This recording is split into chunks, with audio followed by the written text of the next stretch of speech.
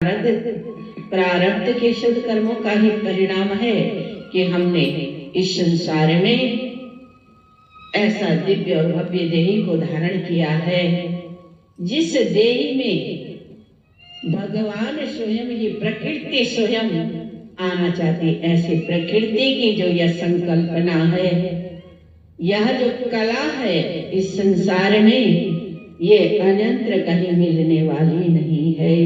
और इस दुर्लभ देह, इस मानव देह को धारण करके यदि सद्विचार, पावनता जीवन में नहीं, आनंद जीवन में नहीं, प्रभु स्मरण और भक्ति जीवन में नहीं है, ये ज्ञान की गंगा यदि जीवन में नहीं है, क्योंकि ये जीवन ही दिव्य आत्मा बड़ा अल्प जीवन मनुष्य का, जीवों का इस संसार के भीतर होता है।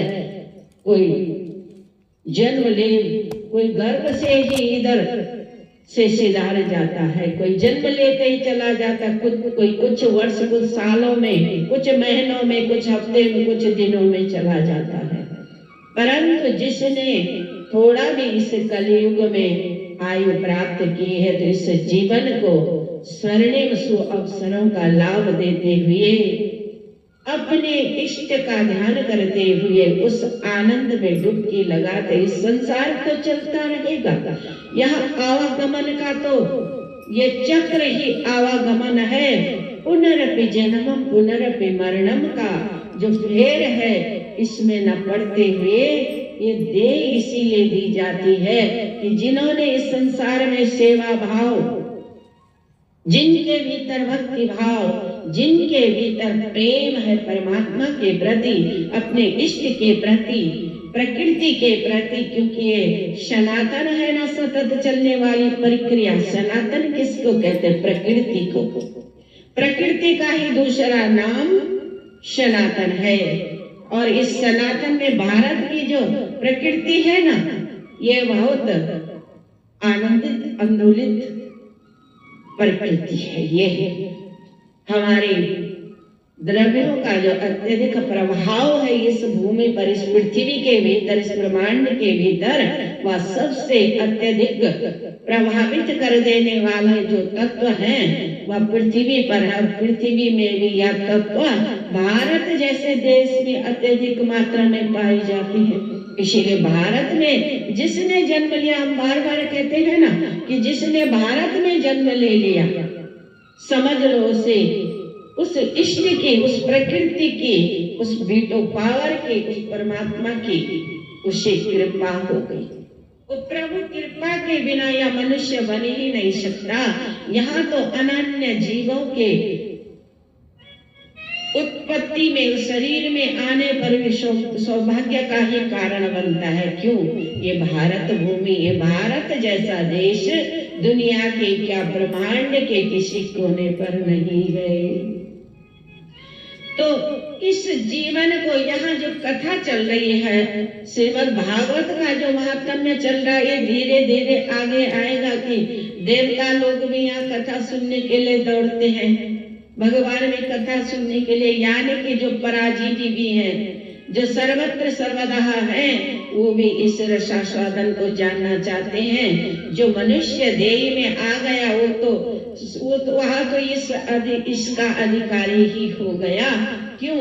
ये कथा बनी ही, ये चर्चा बनी ही है, क्योंकि ये द्रव्यों की चर्चा, ये पर्टिकुलर किसी व्यक्तिगत भगवान की नहीं है, ये कथा किसी व्यक्तिगत रहस्य की नहीं, बल्कि ये प्रकृति के भीतर जो संरचनात्मक प्रकृति की संरचना का जो विवेचन है, इसे क्लिष्टता से लेना नहीं चाहिए। किसी का बोलने का तात्पर्य कुछ भी, ये बड़ा वैज्ञानिक साइंटिफिक रीजन इसका है।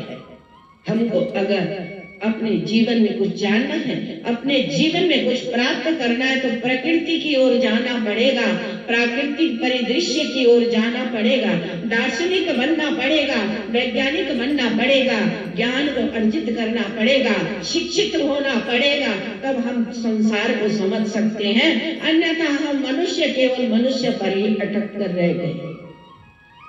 ये फलानी जात का, वो फलानी जात का है, सब इसी भ्रम में पूरा जीवन अपना ये क्षण भंगुर जीवन है, ये वस्त्रों की भांति ये बदलता रहता। आत्मा, ये शरीर जैसे वस्त्र बदलता है, आत्मा ऐसे शरीर बदलती है। और ये पुनरपि जन्म पुनरपि मरणम का जो एक प्रक्रिया है, इससे हम छूट नहीं सकते। शिक्षा हमको वह चीज देती है जो कोई दे नहीं सकता। अनुभूति अनुभव हमको वह देता है जो प्रकृति से हमको मिलती है। तो शिक्षा अनिवार्य है। हम जहाँ कहीं भी हैं, हमारा जो भी इष्ट है, हम जो कोई भी हैं, परंतु पहले तो हम इंसान है ना। इस प्रकृति ने इंसान की एक अमूलभूत जो प्रकृति इंसान को दी है, जिसने इंसान को बनाया है, ये जीवन की सार्थकता, इस मनुष्य देही को धन्य बनाने के लिए हमको इस जीवन को समझना पड़ेगा। और शिक्षा का तात्पर्य है कि हम उन्नत बने, हम भारत के लोग उन्नति करें। हमारी प्रकृति, हमारे विचार, हमारे आदर्श, हमारे सिद्धांत एक वैज्ञानिकता को लेते हुए, दार्शनिकता को लेते हुए हम अपने इस जीवन को प्रगाढ़ करें। ये अनुभूति और ये भूति कैसे होगी? जब तक हमारे भीतर संवेदना नहीं आएगी, एक चेतना नहीं आएगी। क्योंकि ये गुण तो भगवान ने, ईश्वर ने, प्रकृति ने केवल मनुष्य मात्र को दिया है।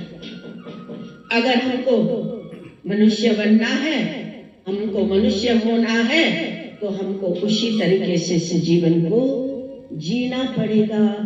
और इस जीवन का आनंद यदा कदा हमको सत्संग से, सत्संग के प्रभाव से ही प्राप्त होता है। और जब हम इस जीवन को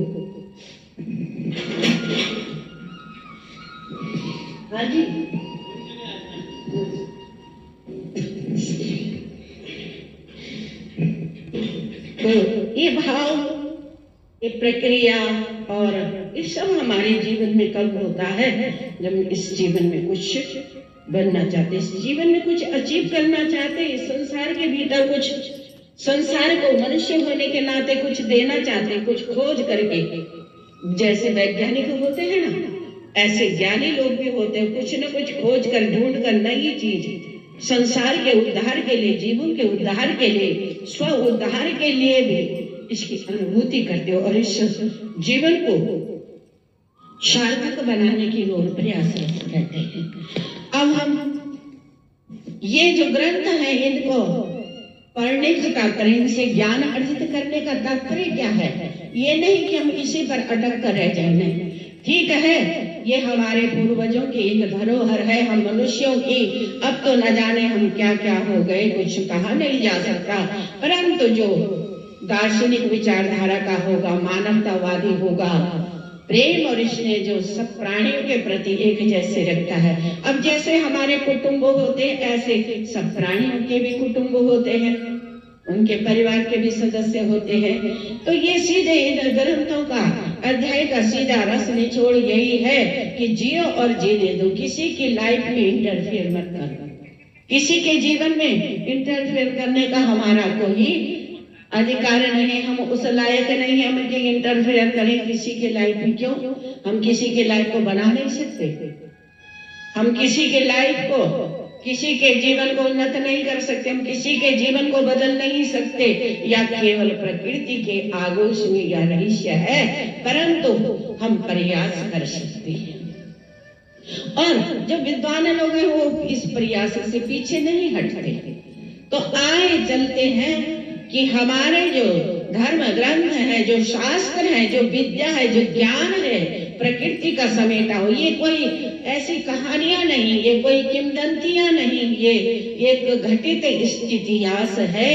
प्रकृति के भीतर जो हुआ और अब तक में जो मनुष्य की जितने भी प्रजातियों में, उन्नत जातियों में जो पूर्वज, पूरे जो पुराने जो लोग थे, जो हमारे पूर्वज थे मनुष्यों के, बड़े पावरफुल थे। क्योंकि वो अपना दिमाग शरीर पे नहीं, वो अपना दिमाग दूसरों पे नहीं, बल्कि प्रकृति पर खर्च करते थे, प्रकृति को ग्रहण करते थे। प्राकृतिक जीवन जैसे नेचुरलिटी जिनके भीतर होती थी, वो लोग बड़े उन्नत हुआ करते थे। और उनका जीवन, वे संसार को दे वही पाता है जिसके पास कुछ होगा।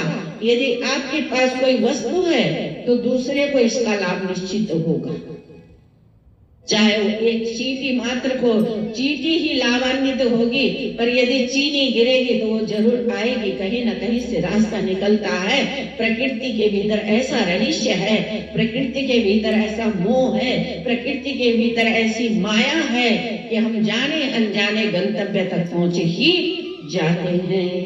हमारे भीतर यदि प्रेम है हमारा ईश्वर के प्रति, इस प्रकृति के प्रति, एक स्पिरिचुअलिटी, एक आध्यात्मिकता यदि हमारे भीतर है, एक सात्विकता, आध्यात्मिकता का ही दूसरा नाम सात्विकता है। और सात्विकता का मतलब है कि मांसाहार नहीं करना।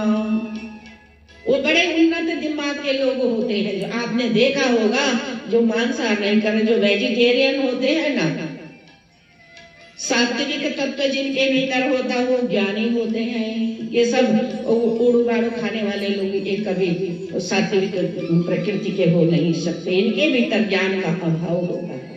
कभी भी देखना वो मोटी बात करते वैसे बात करते, क्योंकि प्रकृति के भीतर घास और पत्तियां जो भी हैं, इनसे हम डेवलप होते, हमें कुछ न कुछ मिलता रहता है। तो कहने का तात्पर्य है कि आए हम उस ज्ञान भरी गंगा के भीतर जाते और डुबकी मारते हैं। इधर चौथे अध्याय में भगवान का सप्ताह सुनने वालों को दर्शन देना और आत्मदेव ब्राह्मण की कथा। सूर्य ने शौनकादि ऋषि स्वरों को कहा कि जब सब ऋषि मुनि और संत महात्मा कथा को सुनकर शुद्ध चित्त हो गए, उस समय श्री विष्णु भगवान ने शावली, शूरत, मोहनी, मूरत, चतुर्भुज रूप धारण कर पीतांबर, मुकुट, शंख, चक्र, गदा और पद्म धारण किए वैजयंती माला पहने उस ज्ञान यज्ञ में आकर्षक को दर्शन दिए।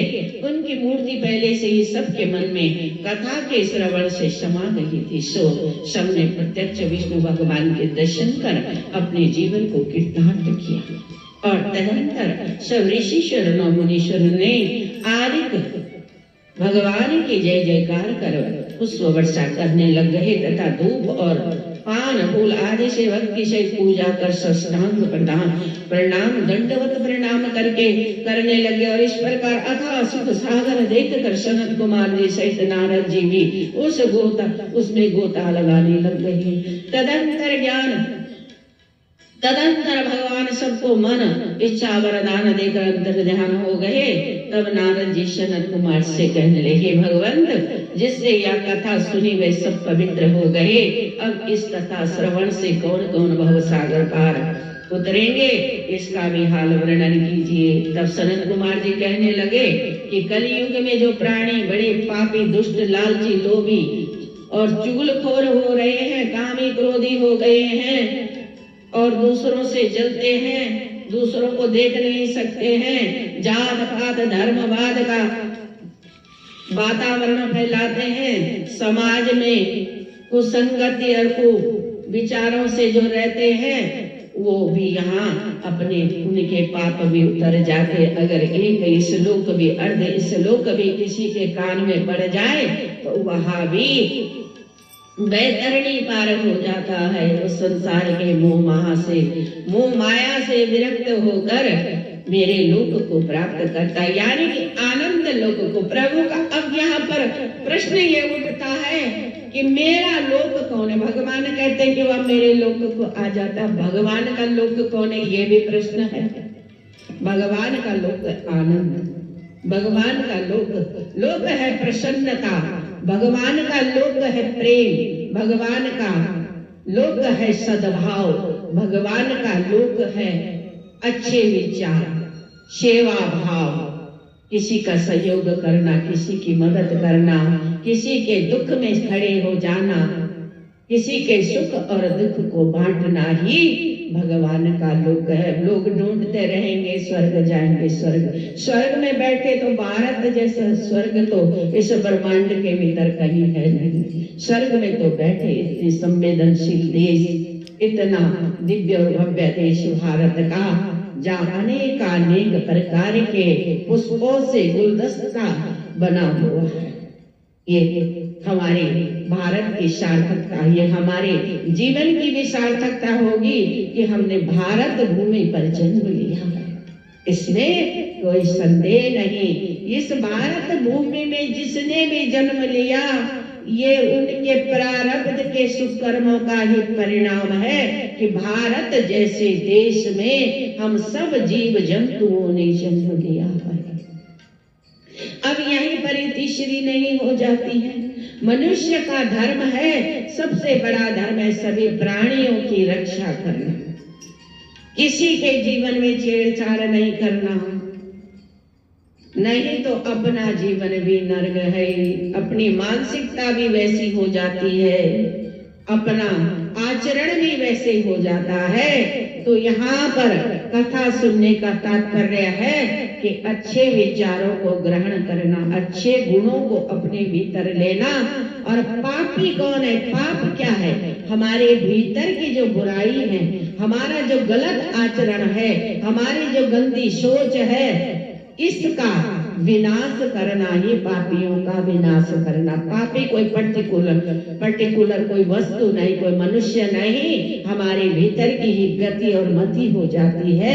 जब दुर्विचार आ जाते तो हम पाप ग्रहण करते हैं, जब सद्विचार आ जाते तो हम सद्गुणों को प्राप्त करते हैं, और सद्गुणों से ही प्रेम भाव बढ़ता। आप देखना, एक उदाहरण है छोटा सा कि घर परिवार में जो व्यक्ति सबसे ज्यादा संवेदनशील होता है, सबसे पहले नाम आता है उनका माँ। अपने परिवार में, घर में देखना, जो माँ होती है ना, क्योंकि माँ जन्म देती है तो बड़ी संवेदनशील होती है। बच्चों के प्रति भी, पति के प्रति, पति ने अगर बच्चे को डांट दिया तो माँ की बड़ी नाक लगती है। माता को बड़ा बुरा लगता है, मेरे बच्चे को कैसे पीट दिया। इसी बात को लेकर कभी झगड़ा भी हो जाता है कि बच्चे को हाथ क्यों उठाते हो, बच्चे को गाली क्यों देते हो, बच्चे के साथ ऐसा व्यवहार क्यों करते हो।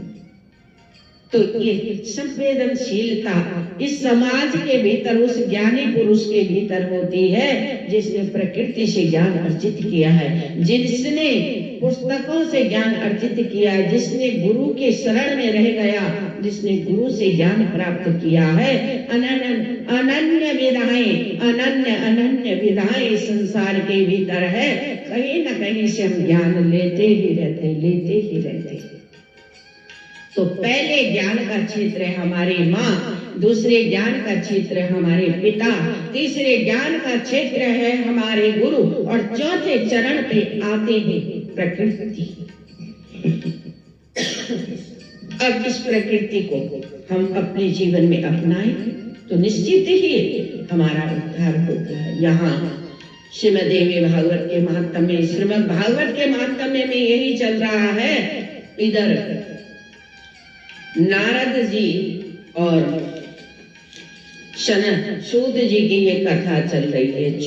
चौथा जो अध्याय चल रहा है भागवत के महात्म्य का, तो यहाँ पर सूत जी कहते हैं कि अब इस कथा श्रवण से कौन कौन भव सागर पार उतरेंगे, इसका भी हाल वर्णन कीजिए। सनत कुमार जी कहने लगे कि कलयुग में जो प्राणी बड़े पापी, दुष्ट, लालची, लोभी, चुगल और कामी होते हैं और दूसरों से जलते हैं, जो दूसरों को देख नहीं सकते, ऐसे भी लोग होते हैं, उनको भी वो भी पवित्र हो जाते हैं इस कथा से और उनको मुक्ति प्राप्त होती। यानी कि वो भीतर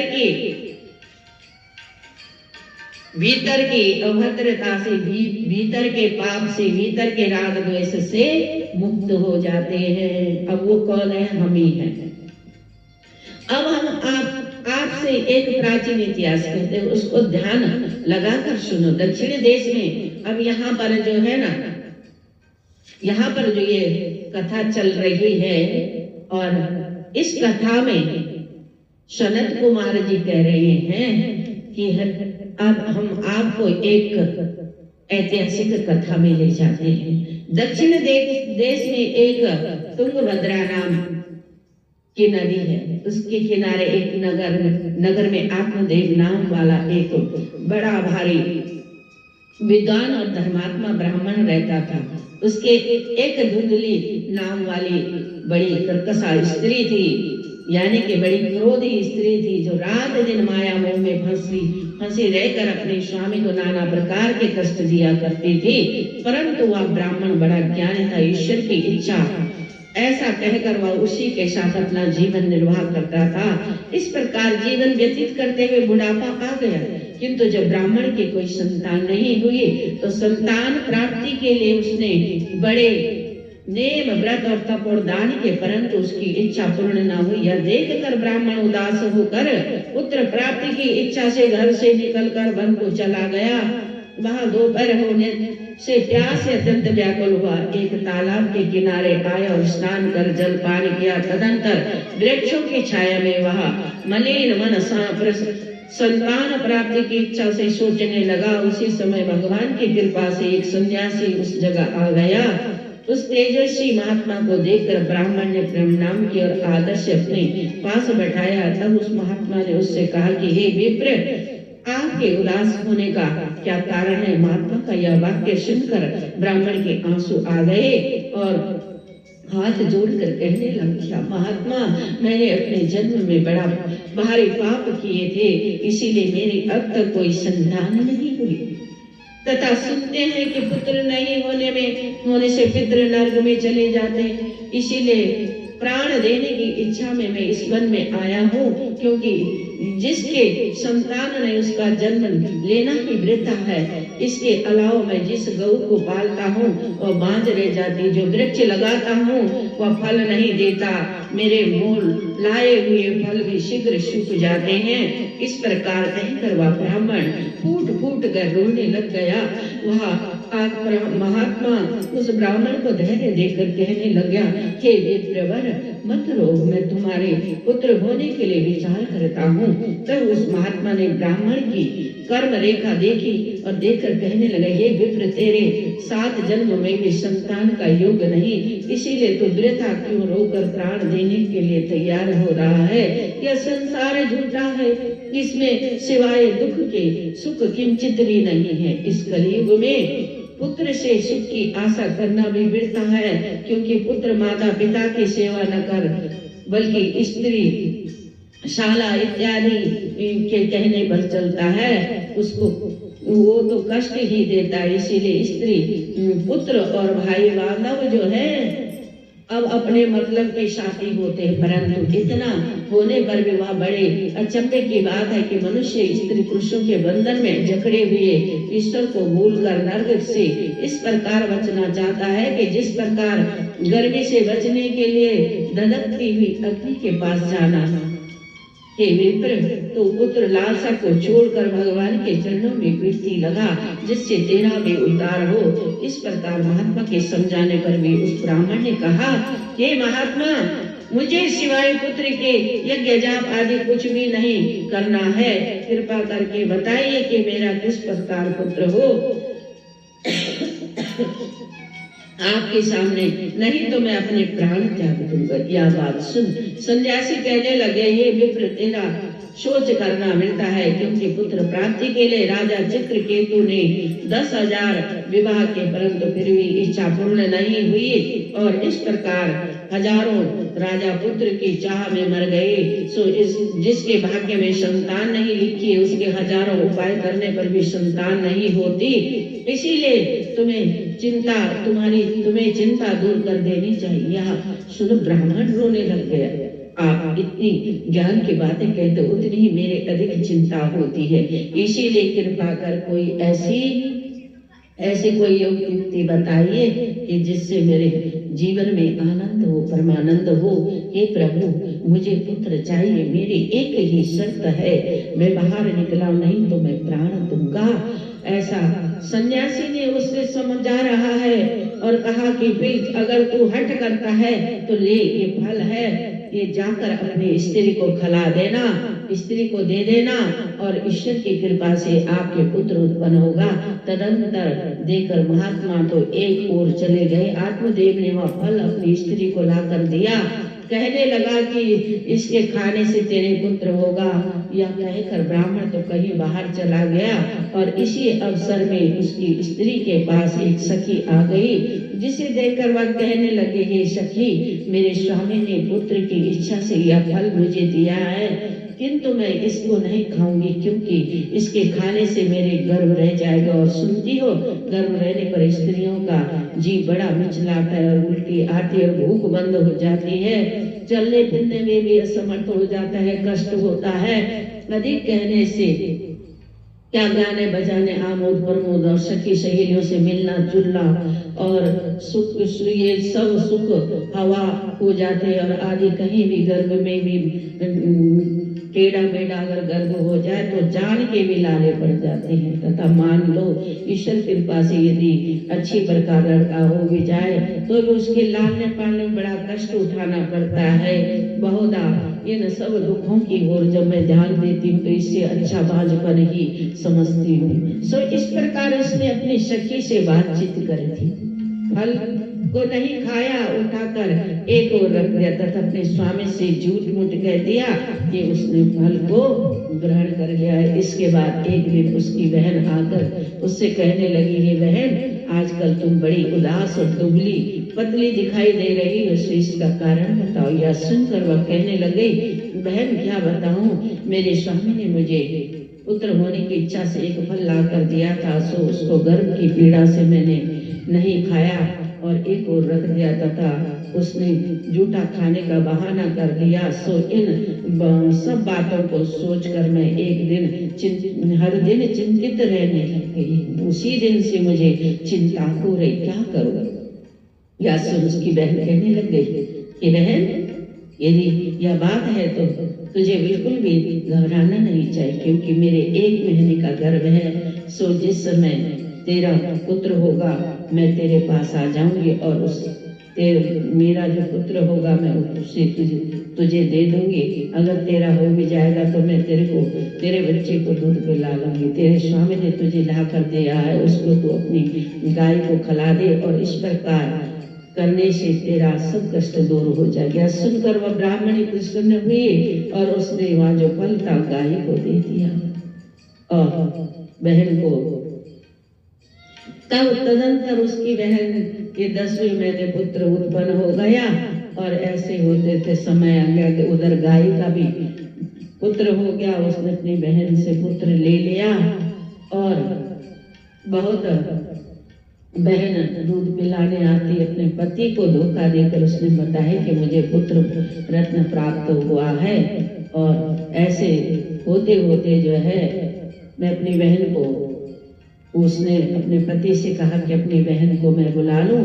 इस प्रकार से यह सुन ब्राह्मण ने बहुत अच्छा कहकर उससे कहा कि बालक का पालन करने के लिए यह सबसे उपाय है। ब्राह्मण के मुख से इतनी बात सुनकर उसकी स्त्री की बहन प्रकट होकर उसके घर में रहकर उस बच्चे को दूध पिलाने लगी और ब्राह्मण ने उस लड़की का नाम धुंधकारी रखा। जब धुंधकारी 2 महीने का हो गया तो उसे फल के प्रताप से गऊ के भी एक सुंदर मनुष्य के आकार का बच्चा पैदा हुआ, परंतु उसके कान गऊ के समान थे। यह देखकर ब्राह्मण बड़ा प्रसन्न हुआ, अपने आप को बड़ा भाग्यशाली मानने लगा। उसने बाद में उससे उनका नाम गोकर्ण रखा। दोनों पुत्रों को अपना समझ कर में बड़ा प्यार से पालने लगा। तब दोनों लड़के बड़े हुए तो गोकर्ण तो पढ़ लिख कर बड़ा विद्वान धर्मात्मा हो गया, परंतु धुंधकारी महामूर्ख पापी चोर और जुआरी होकर नित्य को कर्म करने लगा और वैश्यगामी होकर घर का तमाम धन बाहर वैश्यों को देने लग गया। जब घर में द्रव्य नहीं दिखाई दिया तब माता और पिता को कूट पीट करके उनके वस्त्र आभूषण बर्तन आदि सारा सामान लेकर उनको बेच दिया, वैश्यों को दे डाला। अपने पुत्र की दशा देखकर वह ब्राह्मण फूट फूट कर रोने लगा कि हे ईश्वर, ऐसे अधर्मी पुत्र से तो मैं बिना पुत्र की ही अच्छा था। अर्थात ईश्वर ऐसा पुत्र दे, दानवीर सपूत दे, वृथा जगत में जीवना जिसके पूत कपूत है। ईश्वर ऐसा पुत्र दे, दानवीर सपूत दे, वृथा जगत में जीवना जिसके ऐसे पूत कपूत। बड़ा रो रहा है, आत्मदेव कह रहा है कि यदि देना ही है परमात्मा को तो ऐसा पुत्र दे कि जिससे जीवन का उद्धार हो जाए। परंतु यहाँ तो जीवन का उद्धार क्या, यहाँ तो मरण भी। अब घोर पाप का ही कारण बनेगा। इस प्रकार अपने पिता को दुखी देकर गोकर्ण कहने लगा, ये पिताजी, यह संसार दुखों का सागर है, इसमें सिवाय दुख के और कोई सुख नहीं है। इस संसार के चक्कर में पड़कर आज तक किसी ने भी सुख नहीं पाया। जो आप इस संसारी माया मोह को छोड़कर वन में जाकर भगवान का भजन करो, जिससे आपको सुख और मोक्ष मिले। क्योंकि संसार की माया के चक्कर में फंसकर प्राणी अवश्य नर्क भोगता है। इस प्रकार गोकर्ण की बात सुनकर ब्राह्मण को ज्ञान हो गया और उसने उसी समय घर बार छोड़कर वन का रास्ता पकड़ लिया। वहां जाकर परमेश्वर का भजन करने लग गया। तो कुछ समय बाद अपना शरीर त्याग कर मोक्ष को प्राप्त किया। इस प्रकार से बड़ा संसार सोचता है कि मेरा परिवार हो, घर परिवार हो, मेरा पुत्र होगा, मेरी सेवा करेगा, मेरा नाम रोशन करेगा, परंतु यहाँ धंधकारेंगे, क्योंकि यहाँ प्रारब्ध का ही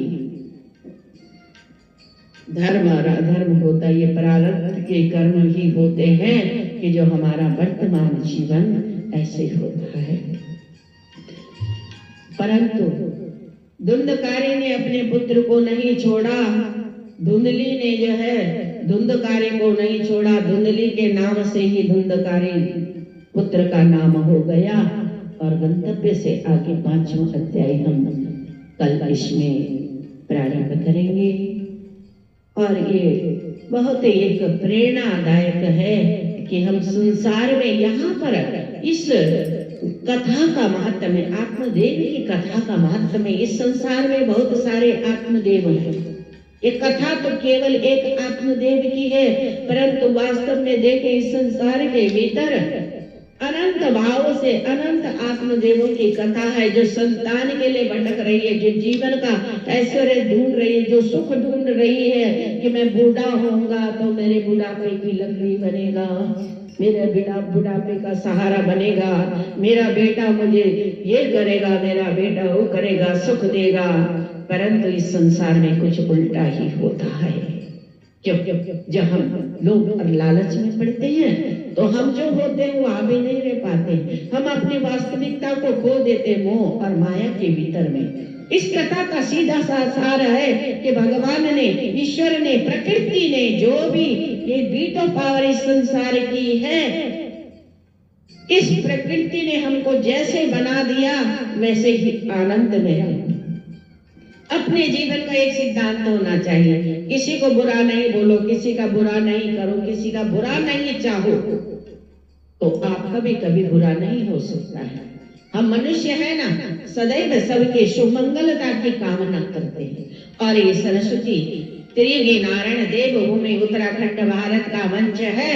और श्री जी यहाँ भगवती गंगा सुनाओ धन्य, उनकी गोद में यह जीवन पला और बड़ा हुआ। गंगा की तरह बनो, पवित्र बनो, आनंदित बनो और सब में प्रेम और सब में ईश्वर के दर्शन करो। इस संसार के भीतर जितने जीव जंतु है, इस संसार में जो माटी है, जिसमें पेड़ उगता है, जिसमें दूर तक उगती है, तो वो भी प्राणी ही है। परंतु सबके प्रति स्नेह का भाव, प्रेम का भाव, समानता का भाव, आनंद का भाव, प्रेम का भाव हमारे भीतर होना चाहिए। ज्ञान का तात्पर्य तो यही है, बाकी तो कोई और निकाले तो निकालता है। परंतु समस्त प्राणियों के प्रति दया का भाव, प्रेम का भाव, स्नेह का भाव, ममत्व का भाव, वात्सल्यमय होना चाहिए हमारे भीतर। वहाँ स्नेह होना चाहिए कि जैसे हम हैं ऐसे सब हैं संसार के भीतर, कोई अलग नहीं है। इस संसार में रचना चींटी से लेकर हाथी तक की रचना उसी प्रकृति ने की है। और इस प्रकृति ने, जिसने हमको बनाया, उसने सबकी रचना की है। यहाँ तो हर किसी के अपना अपना एक मानसिक लेवल है, कौन कहाँ तक सोच पाता है। लेकिन विद्वानों का कहना यह है, विद्वान सदैव सबको एक दृष्टि से देखते, समान दृष्टि से देखते हैं। इस संसार के भीतर जितने भी पुत्र हैं भारत के, भारत में जो पैदा हो गया वो भारत माता का ही पुत्र है। इस भारत के भीतर जिनका जीव जंतुओं का जिनका भी जन्म हुआ सब भारतीयता से परिपूर्ण है, इस संस्कृति से, इस प्रकृति से अभिभूत है। अब इसको हम बिल्कुल भी इसको क्लिष्टता से नहीं ले सकते। हम किसी के लिए कुछ कह नहीं सकते, किसी को दे नहीं सकते, किसी से ले नहीं सकते, परंतु अपने विचार को पवित्र रख सकते हैं, पावनता रह सकते। और पावनता में एक ऐसी तरंग है, संतता एक ऐसी तरंग है। वास्तव में यदि कोई संत है, संत का मतलब है शांत, सबके प्रति शांति धारण करना, मन को अच्छा करना, पवित्र करना, पावन करना। हमेशा जो अच्छे लोग होते हैं वो सोचते कि हमारी वजह से किसी को कष्ट ना हो, हम किसी के परेशानी का कारण नहीं बने, हमारी वजह से किसी को डिस्टर्ब ना हो। सही लोग, यहाँ से पता लगता है कि वो कैसे घर का व्यक्ति है, उसको कैसे संस्कार मिले, या पता लगता है जब रहन सहन में किसी को देखा जाता है तो पता लगता है वो कौन से परिवार से, कैसे कुटुंब से बिलोंग करता है।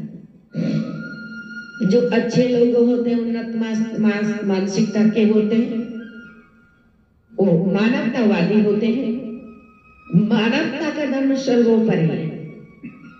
तो ये कथा कोई ये नहीं है कि एक बात को लेकर व्यक्ति बैठ जाए।